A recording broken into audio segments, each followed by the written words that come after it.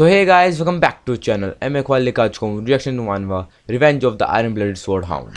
सो या last video में chapter 69 correction किया था. आज भाई चैप्टर 70 की. सो या लेट्स स्टार्ट. ठीक है पमेरियन. मुझे मैं ये नहीं जानता कि जब मैं तुम्हें मार दूंगा तो ह्यूगो ली बास्केटबॉल कितना ज़्यादा गुस्सा हो जाएगा, अंदर से टूट जाएगा. मैं नहीं जानता, लेकिन ये मैं तभी जान पाऊंगा जब मैं तुम्हें मार दूंगा. तब उसे मारने वाला ही है. ये रहा. ये बहुत सही लग रही है यार ये आर्ट. सेट. यहाँ पे क्या कर रहे हो तुम? एंड नानी जो है, नानी मतलब वो जो काम करते हैं इनके नैनी, वो कहाँ पे है? ओ आ गया, इसने बचा लिया उसे. हाँ भाई गुस्सा आया. अंकल ओइस. ओ नानी यहाँ पे नहीं थी जब मैं, नैनी यहाँ पे नहीं थी जब मैं यहाँ पे आया. ओसाइरिस. पेमोरियन यहाँ पे अकेली थी तो मैंने सोचा उसके मैं उसका ध्यान रखता हूँ. अगर फादर को ये पता चल गया कि तुम यहाँ पे थे इसके पास, तो वो बहुत ज़्यादा गुस्सा हो जाएंगे. तो अच्छा रहेगा कि हम इस चीज़ को एक सीक्रेट रखें फादर से, कि तुम यहाँ उसके पास नहीं आए, क्योंकि बिल्कुल मना है उसके आसपास जाना. मुझे भी यही लगता है. सेट. अब मुझे लगता है कि तुम अपनी आइसोलेशन ट्रेनिंग के वापस चल जाना चाहिए ट्रेनिंग के अंदर. ओह मैं उसे नेक्स्ट वीक से स्टार्ट करूँगा. मैं एक दिन तुझे भी मार दूंगा. ओ सर इस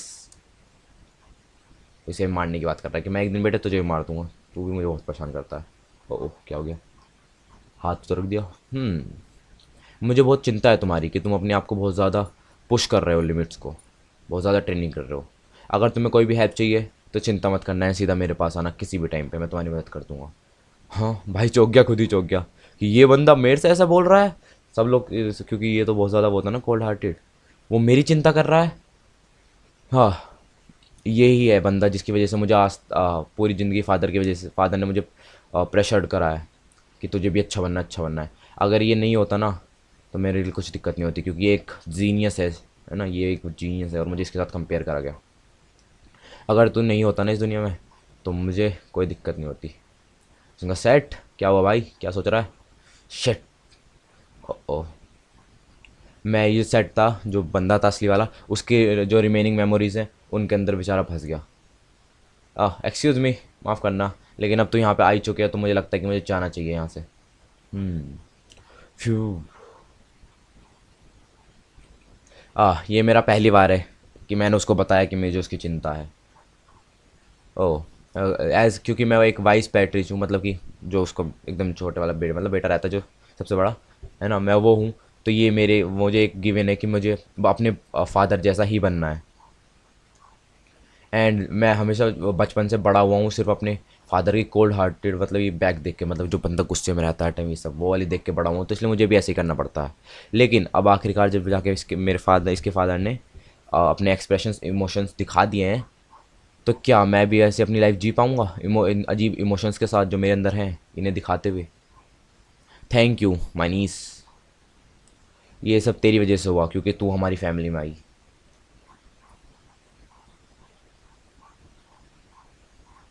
ये आ गया ना, वो गुफा में आ गया वापस. गुस्सा आ रहा है भाई को. कितना अनोइंग है ये.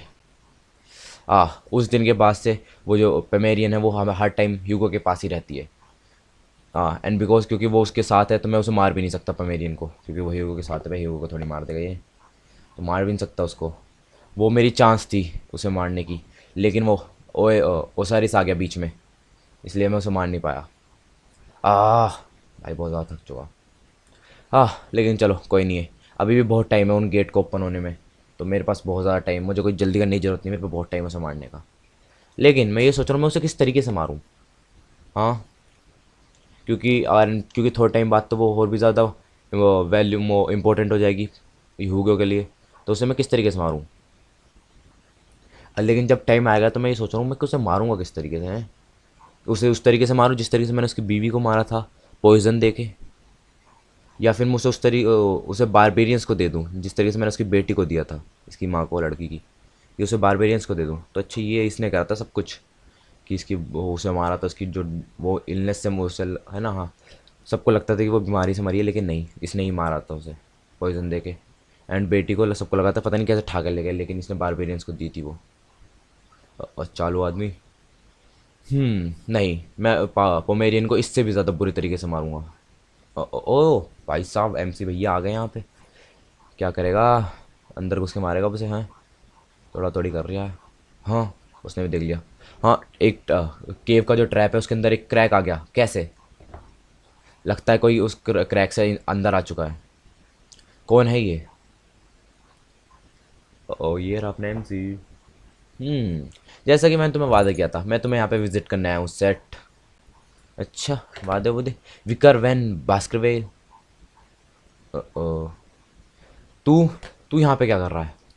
मैंने तेरा पीछा किया यहाँ तक, लेकिन तू अपनी ख्यालों में इतना गुम था कि तू मुझे नोटिस नहीं करा तूने। ओ, एक मिड ग्रेड के ग्रेजुएटेड ने क्रैक क्या, वो क्या नाम था, जो इस केव का ट्रैप है उसके अंदर क्रैक ला दिया? ऐसे कैसे हो सकता है? और सबसे ज़्यादा इंपॉर्टेंट है, इसने अगर इसने मुझे फॉलो करा, इसका मतलब ये है कि ये मेरी आइडेंटिटी जानता है। हाँ, ऐसा देखने में लगता है कि मेरी जो सडन विजिट है, एकदम से मैं तुम्हारे पास आया, उसने तुम्हें बहुत ज़्यादा ट्रबल दे दिया है। लेकिन पहले मुझे ये बताओ, तुम इतनी बेकार सी जगह पे कर क्या रहे हो यहाँ? इतनी सारी हड्डियाँ पड़ी हैं। ओह, देखने में तो ऐसा लगता है कि तुम वो डीमन हो, जो बच्चे जो मिसिंग हो रहे हैं अंडरडॉग सिटी में, उनके पीछे जो है वो डीमन तुम हो। वो भी हंस गया कि अच्छा बेटे, तुझे सब पता है। अच्छा, तो तू सब कुछ जानता है, हैं? हंस रहा है ये रहा। तुझे ये सब पता कैसे चला, विकर वेन भास्करवाइल? देखने में लगता है कि अब तुम कोई भी प्लानिंग नहीं कर रहे हो अपने आप को छुपाने की, डीमन। हाँ, अपना असली रूप दिखा रहा है अब तू। ओ, दोनों अपनी वो दिखा रहे हैं, पूरे डीमन वाले रूप। यहाँ पे कोई ज़रूरत नहीं है छुपाने की। तेरे और मेरे अलावा यहाँ पे है ही कौन? आ मुझे नहीं पता कि तुम्हारे अंदर इतना कॉन्फिडेंस कहाँ से आया कि तुम यहाँ पे खाली हाथ यहाँ पे मेरे से लड़ने चले आए। लेकिन अगर मैंने तुझे मार दिया यहीं पे ही, तो सब कुछ सही होगा, है ना? ओह, देख ले, ट्राई कर ले मारने की। आया, तलवार से मारे हैं। कर ले भाई ट्राई। तू क्यों हंस रहा है बे? हाँ, ओ क्या हुआ? हम्म हाँ। ओ भाई साहब, हाथ ही काट दिया। अरे इसकी जय हो भाई, हाथ काट दिया एक बार में। आ मेरा इसके पास एकदम से वेपन कहाँ से आ गया? और ये जो पेन मुझे इस वेपन से हो रहा है हाथ कटने के बाद, ऐसा लग रहा है कि मेरी जो सोल है उसे काट दिया गया हो। आ एंड मुझे ये मत बताना कि ये जो वेपन है वो बजल बुब है, वो स्वॉर्ड है ना, एक ग्रेट रेलिक है, ग्रैंड किंग ऑफ फ्लाइज की जो रेलिक है वो है ये, एशियंट डेविल। ओ ओ एज जैसा मैंने सोचा था, डीमंस को अपने बारे में इतनी नॉलेज तो होती है ना? सेट, और या फिर मैं तुझे कहूँ, one of the 10 demons who came, one of the 10 demons जो इस वर्ल्ड में आए हैं गेट ओपन करने के लिए। एंड या फिर मैं तुझे बोलूँ सीधा सीधा, 10 इलाइट क्रॉप्स। हाँ, आह, तुझे इतना सब कैसे पता है बे? हाँ, ये क्या है? ये एक सेकंड, ये क्या है? तेरी जो सोल है, जो सोल तू पजेस करता है, तेरी ये जवान सोल इस तरीके से स्मेल क्यों कर रही है, जैसे कि तू हमारे लोगों को, हम लोगों में से कोई एक हो। तेरे अंदर जो ब्लड है वो हम लोगों में से किसी एक का हो। ओ भाई साहब, ये रहा पूरा डीमन वाला लग रहा है।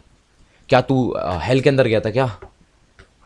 हाँ, ये वो बंदा है जिसने मेरी पुरानी लाइफ में मुझे पागल बनाया ये सोचने में कि मेरा सेवियर था। लेकिन ये भी काफ़ी नहीं था, उसके बाद यही वो बंदा है जिसने मेरा सिर भी काटा था आखिरी में। उड़ जा डीमन, कहाँ अपने ख्याल में सो रहा है बच्चे? तुझे लगता है कि मैं तुझे इतनी आराम से मरने दूंगा? नहीं नहीं नहीं बेटे, तू तो मरेगा गंदे तरीके से।